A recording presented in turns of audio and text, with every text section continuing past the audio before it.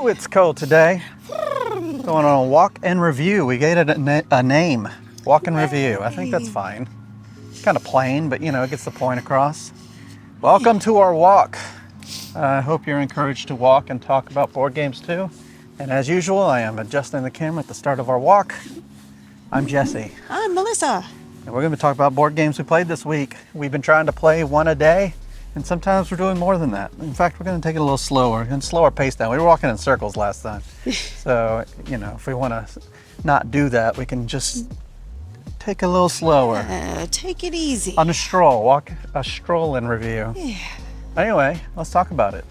All right, we're going to start off with Free Ride. That's where we started our week. Let's walk over here. Week. Take some more turns and stuff. Really explore it. My overall rating for Free Ride will start there. About a 6.8. Why do you give it a 6.8? I really do like Freeman Free's games. I like the design of the games themselves. I like the thematics of Free Ride being about trains. But the play of it wasn't my favorite as far as, you know, mechanics and how to put the trains out, but it was nice. Mm-hmm. It's a nice game, nice design. So let's talk about the game itself. It's a map of Europe. There is a USA version. I think it comes out this year. But the map of Europe, and it looks like a Ticket to Ride board, but in this game, you're moving the train itself. So you're building the tracks, you're taking the train from city to city, which is a very different thing that Ticket to Ride doesn't do. I give it like a 6. Honestly, I don't really need to play it again. I would try it at 5. I would try it at more player count. Yeah, definitely. At 2, you're building the tracks you need, and often you're not competing with anybody to make tracks that actually interact with each other. Yeah, definitely more players could mean more interaction, and I think it would be a nice one to maybe bring out on a board game night where you have more players to play, and yeah, nice game. All right, so our next game we played, it was a big one. It's Andromeda's Edge.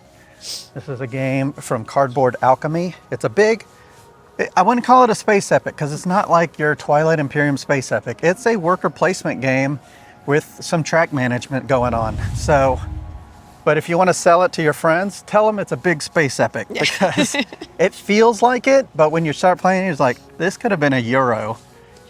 But I really liked it. I give this one probably like a 7.8. I almost wanted to say 8 because I really wanted to play it again. There's lots of depth here because there's different races you can be. There's different upgrades to your ship you can achieve. I think this has a lot of replayability. I want to get it back to the table soon. Yeah, and for me, being kind of a Euro style really was appealing to me. So you get both the big space theme as well as the Euro feel. And at first, it feels like a lot, but once you're getting into the game, it really flows. Like I felt it was very easygoing. I understood what was happening, and I definitely gave it about a 7.7 on my ratings when I was thinking on it. Just under me. So just right Great, there. Good, because I do want to play it again. Honestly, I could play it at 2. I think it plays fine at 2. I get more turns, you know, but I look forward to playing it at 3, maybe 4.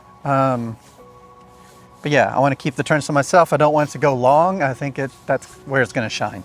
Yeah, and then we played a game on Monday at the table for our Monday games, and we played the Maniac.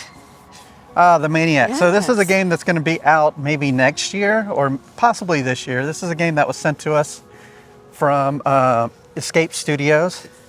They're an Italian company. They brought you games such as Last Friday. So they really like thematic, cinematic horror type of games. And this game on the table, it has table presence at a 10 because it looks like a small house. But this game, it's still an early prototype copy, so there are a lot of rules issues and stuff that they actually told me like they're planning on fixing a few of these things. So I got to take it as it is, not as I think it could be. I think it could be great, but As it is, it still had a lot of issues that slowed down the game. We played it at 4 players. You just got to accept that this is a horror movie and that people are going to die. Your character's going to die. You can't become too connected to it, which I think us as board gamers want to have a character and enhance it like you do in any MMO. Yeah. You know, you want to be the best character you can be, and when your character's dying all the time, you can't really do that. Yeah, you want to build up your character, but what I liked about it too is that, you know, there's no player elimination. There's no like, oh, you can't play anymore because your character died, which gives new, you know, a new character to come out, and you can maybe build on that one. Plus, yes, someone's going to end up being the Maniac. So you start off as one, you might evolve into something else. And so seeing all this possibility of a game like that, it's really, you know, encourages me as like, you know, a person, oh, what's the newest thing, what to be on the lookout for. So yeah, so I think it's like Betrayal at the House on the Hill, if I were to try to appeal to people watching to say what kind of game it's like. But it does stand out on its own. It becomes a hidden movement game. So there's not like different scenarios. It's always the same, but it's really tough to win as a survivor. And it's not, I don't know, I don't see the replayability in this one. Not that us as gamers are looking for a lot of replayability these days, but I don't know, I would like to have seen more from that. So I give that one like a 6.7. yeah, I was right at about a 7 on it. I had a really good experience with it, and I'm looking forward to what could come Winning out. helps. Yeah, well, yes. That does help, but I'm looking forward to seeing what's to come of that game in the future. Yep. So what was the next game we played? Then after that, we started off our weekend with some Hifi. Hifi from Smirk and Dagger. Look out for a video for that. We did a little feature with Kurt from Smoke and Dagger talking about Hifi and many of their other games at PAX U. But Hifi, it looks like a record player when you break it on the table. But when you break it down, this game is really so distant from its theme. Because I do audio engineering, and the theme is you're an audio engineer and you're making one song and you're moving tracks around. In no world of mine is a vocal track going to be on the same track as the drums. and in this one, you're mixing and matching all the tracks in all sorts of weird different ways. So it really lost me at the theme. But I mean, the production looks great, and it really is just a light abstract on par with something like an Azul. Yeah, when you see it, the kind of musician in you or the music lover in you is going to be like, oh, I love this box, and I love this table presence, and I love the shelf presence, because when you get to put it on your shelf to display it for people to see, it's going to stand out because it has a nice cover art, nice design. And then when you get into playing it, it's like, I wish there was a little bit more of that connection. Yeah. Not that it's a very nice game. It's very well put together mechanics wise. I just wish that the theme flowed more into what you're actually doing on your turns. I agree. I gave this one about 6.8, I think. Not quite a 7 for me. 7s feel like I'm the one to bring it up and say, hey, let's play this. I don't know if I am the one to bring this one up, but I wouldn't be against playing it again. I'm about a 6.5. It's one of those, yeah, it's good. It's a very nice, good, well thought out game. Mm-hmm. It's just not one, I mean, I'd love to see it on the shelf. It's not one that I'm going to bring out every week. Okay, come on, camera. It keeps drifting at me. Woo! Just going to bring it over to you a lot more. All right. So what's our next game? All right, next one we had on the list, and I'll start this one out, is Ragnarocks. This is one that we picked up during PAX U from Gray Fox Games, and I give it probably about a 6.7 on my scale. It takes the feeling of kind of maybe like a Santorini style, but gives you maybe like a character you can kind of develop as you go. But it's really in all of its play, it's really simple. You move your little Viking, and then you put down a rock, and you're hoping to score points from having the biggest area. Yeah, you're making areas using the borders, using the rocks as borders. And this was designed by Gordon Hamilton, designer of Santorini. And it plays a lot like Santorini. It's a one-on-one chess game, really, but it plays up to 6. Of course, we just played it at 2, which I think is its natural state. This is fine if you like that kind of game. You and I aren't really players of those kinds of games. Just a one-on-one. We'll break it out and play it once in a while, but our first choice is usually not something like that. And it almost kind of gave me chess vibes, like the feeling of like chess moves where you kind of have to think a couple moves ahead and move your little person and figure out, okay, if I put this here, you're going to come and put this here. And then the characters, the cards, give you something else additional to that. So that I like because every game could potentially be different for you based on what character you chose. Yeah, so if you're a frequent player of those 2-player, like chunky wooden games like Tak and stuff like that, I think you'll like Ragnarocks. Yeah. So I give it about 6.5, I think, on BGG. What was your score? About 6.7, I believe. Yeah. Okay. If I'm Yeah, it's good if you like correctly. that kind of game. That's the Yeah. thing. And we're just not those people. Yeah, and then we Start on here. and then the next we played a small little box game called Take That Towers. Take That Towers. It's smaller than a deck of cards, really, because it's square cards. So Take That Towers is a take that game where you're making towers just on the table. So it takes up very little room on the table, but it's a fine game.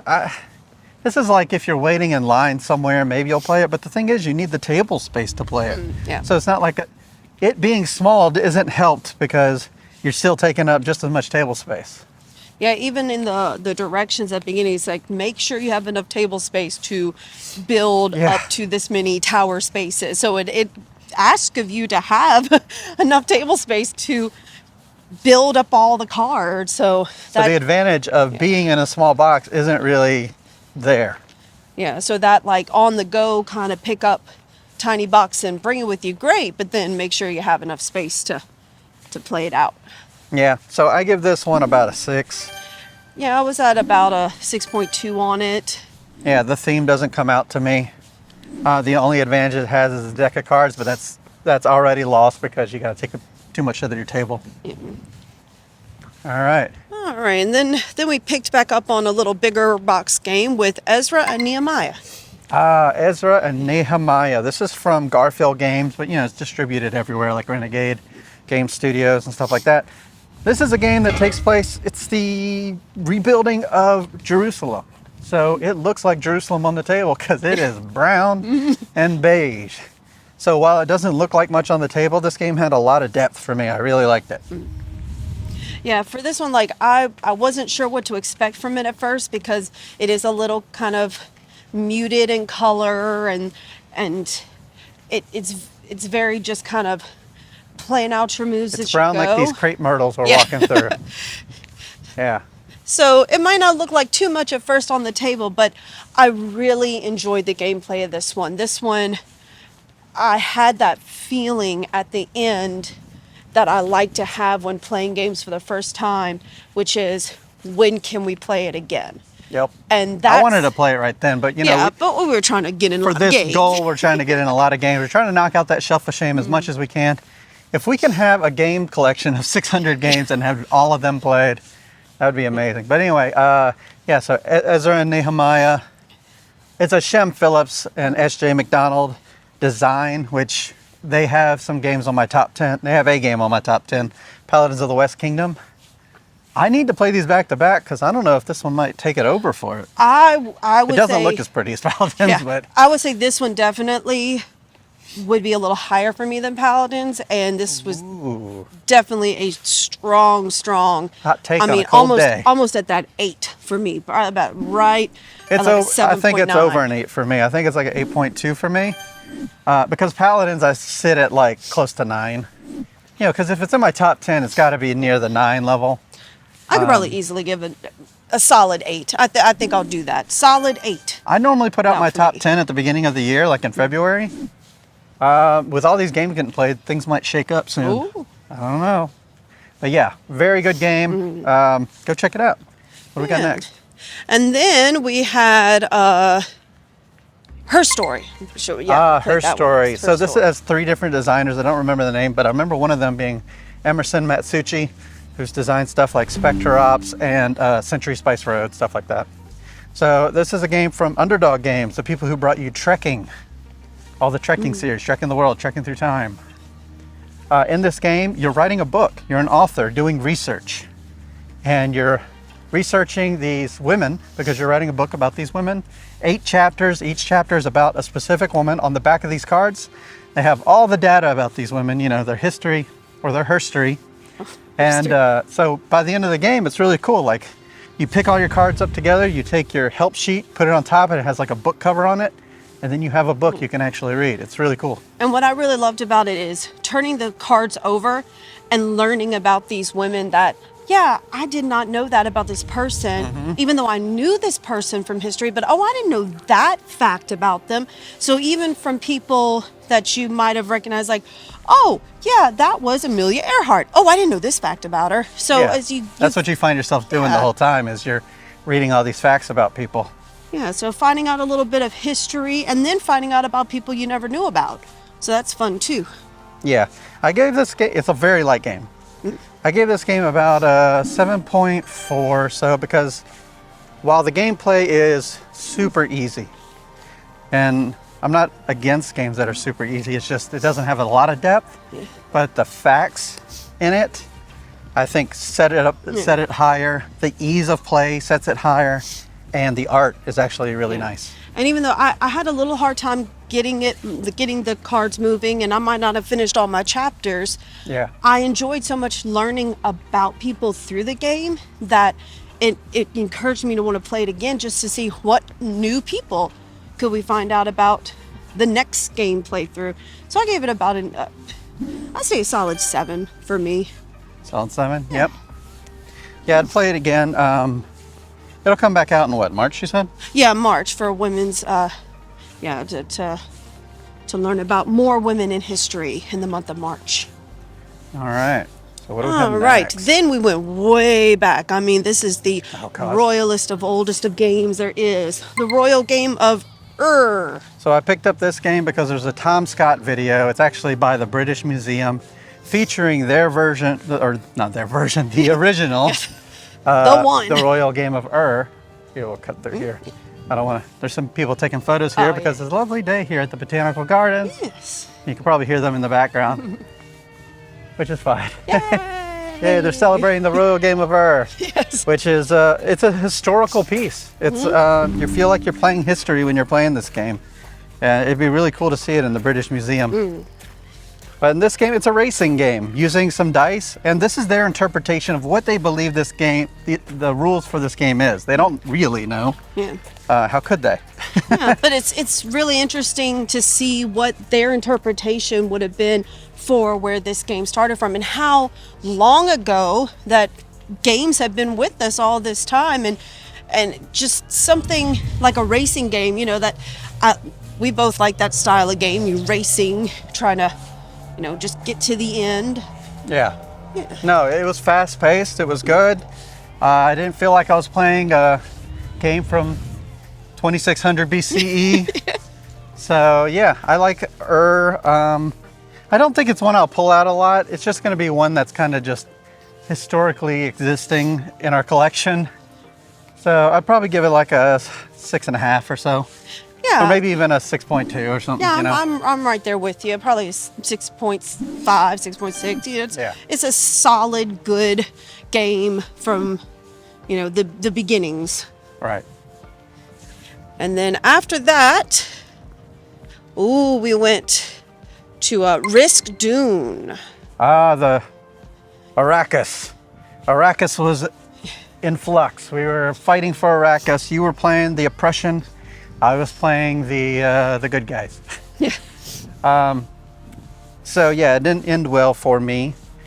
The oppression took over, but it did come down to like the final dice roll. Like I was right outside your place. If you would have missed your roll, then I would have got a shot at it. And then I could have made my roll and won the game. Yeah, the dice were in my favor. Yeah, but I mean, you're rolling dice. If you probably know things about Risk, but it's not what you think Risk is. It's Risk. Star Wars Risk did something similar to this, made a 2-player version of it, where it's not a lot of moving your armies around and then hoping for cards and rolls to aid you the way. That's there. But there's also these tracks, these personal tracks that are giving you boons along the way. And for some, like me, I had to go down my track all the way to win.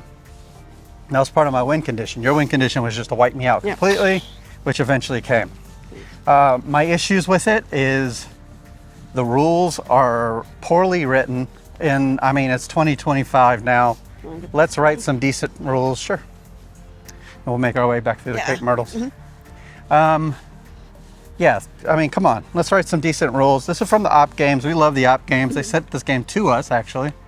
The gameplay is great. If you like Star Wars Risk, you're going to like this. And it's in the Dune world. It's, I won't say cheaply made. Parts that are nice, but then there's a lot of cardboard cutouts. So if you don't like a lot of cardboard cutouts, then I don't know if you'll like that part. Well, what I did like about it is that I know very little about Dune. I've not watched any of the films, nor read any of the books. I don't know much about Dune itself, but after playing the game, it kind of encourages me to want to know more. Like, I was like, I kind of want to know, who was I playing? Why I still haven't seen the second one. Why am I trying to destroy all these people? You know, it kind of led me to want to know more about the Dune itself from playing the game. So I enjoyed the playthrough of it. I did too. I really enjoyed it. I was, talking trash as much as I could until I lost. But I give it like we're in the 6 territory today. It's 6.8. I mean, we had our standouts with Andromeda's Edge and Ezra, but this one, it falls into the 6.8. It's a 2-player strictly. They say it's 4-player. Don't believe the hype. It's a 2-player game. Yeah, I think it definitely 2-player, probably for the best. I mean, you could play it 4, but I think 2 is just more comfortable. And I would definitely agree. I'm in that 6 range at about a 6.8. I would definitely agree. I'm there with you there. All right, what's our next game? And then finally, the final one we played was... You've been waiting for it. Streetcar! Oh, Streetcar. This is a game from 1995 from Mayfair Games, who disappeared for a while, but they're back. If you didn't know that, Mayfair Games is back in a whole new way.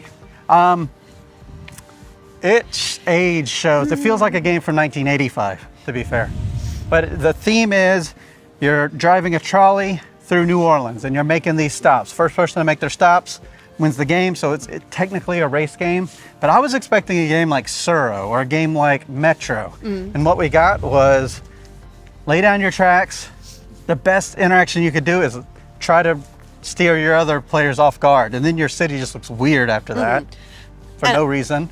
I think that's what really caught me off guard with this one. I would put something down thinking, okay, yeah, it's working, I'm going. And then I guess maybe I made one mistake with one tile. The whole thing looked wrong. And then you had to explain to me that, yeah, you're going like around in a circle and backwards and back to your home. Yeah, because trains work a certain way. They can't go forward and then back down a curve that doesn't work. Yeah, so I got a little confused. My poor little trolley was going all over New Orleans, here, there, and everywhere. But I don't blame you because they don't tell you any of that. You just have to understand how train works. Back then, a lot of people just took for granted rules. Like, there's a skill to writing rules, and that's why a lot of people's prototypes fail, is because they don't know how to write good rules. And this comes true in this one. Yeah, so as much as I got a little confused on the gameplay, and like you said, it does show its age from being an older game, I did like the theme, us being in the South, and I liked that it was like New Orleans, like spots that I could recognize. Oh, it's talking about the Superdome or the Garden District or, the zoo. Yeah, I could recognize those landmarks. So that's what kind of saved it for me. I'm like, at least it's telling me some like local references I can grasp onto. Actually, the parking lot won't be that interesting. We'll make our way back through the Crepe Myrtles for the closing. But so for Streetcar, Yeah, so for me, unfortunately, It's not great. The best I could probably do is about a 5.5, and that's being that's Let me put it in these terms. There was a Yeah. game called Thunder Road back in the 80s that was a pile of crap. Everybody hated it. Not everybody hated it. They liked the theme, but it wasn't a good game. And then it comes back, Restoration Games, Thunder Road Vendetta, everyone loves it. If Streetcar got Streetcar Vendetta, if it got that treatment, I think it could be a great game. Because there are elements that I do like about it, but in its current form, in its 1995 form, nah, it's not good. I give it like a 5 at best, maybe even a 4.5. I feel like I'm just wasting my time when I play it. I That's think not good. I gave it that little yeah. bit up, a half a point, only for the fact that it's New Orleans, and it just that made me happy to know there's a game out there that celebrates, celebrates New Orleans landmarks. So So did we play any games that you really enjoyed? Let us know that in the comments below. We'll be back here next week talking about all the games we played this week. This one we're starting with Joan of Arc, Orleans, Rolling Right, and then we have many more after that. So stay tuned, and until next time, the box is closed.